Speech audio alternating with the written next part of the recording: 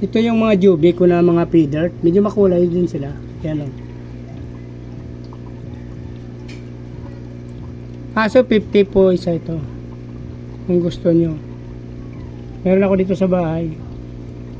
Gawin ko pa sanang future breeder to. Pero kung magustuhan nyo, pwede naman. Meron din ako dun sa likod mga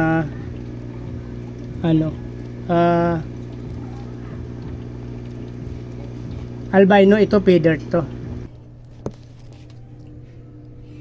Ito naman yung albino koi. Medyo maliit pa, jubi pa lang yun. Yan yung mga makukulay ko dito pa. Yellow king cobra ko pa, hindi ko pa napaano eh.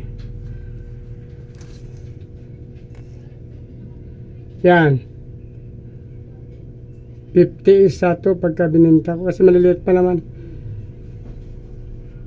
Pag malaki na to kasi tag 100 na to isa.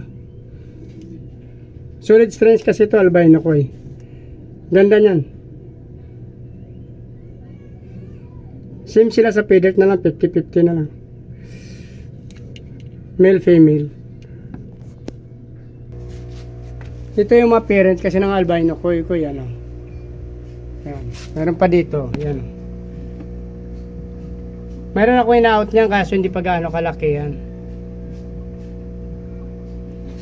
Yung albino ko naman ito may nantay ko rin ito mayroon na rin akong mga anak nito. Ay kaso nasa loob siya. Mayroon pa ako inaantay dito ito yung magiging anak nito, mayroon pa silang maliliit. Ito naman yung albino red tail.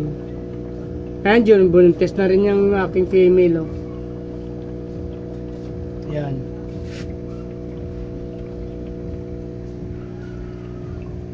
Mayroon din ako mga danyo kung gusto nyo yan Yan, danyo.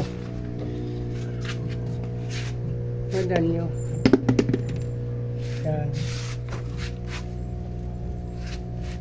Ito mga future breeder ko to. Pero kung pa dalawa, tatlo lang pwede kita bigyan dito. Danyo. Ito adult na to 20 isa. Ito female, ito male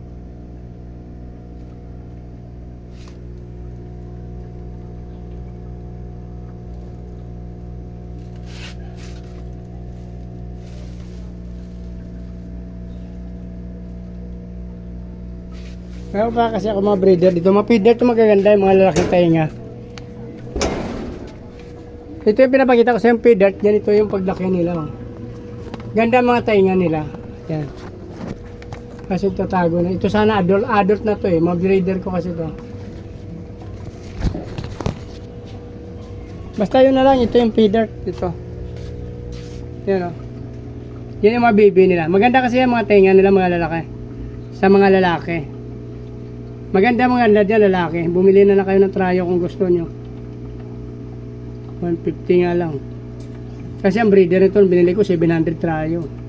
Sa akin 150 lang binta ko. Tryo na.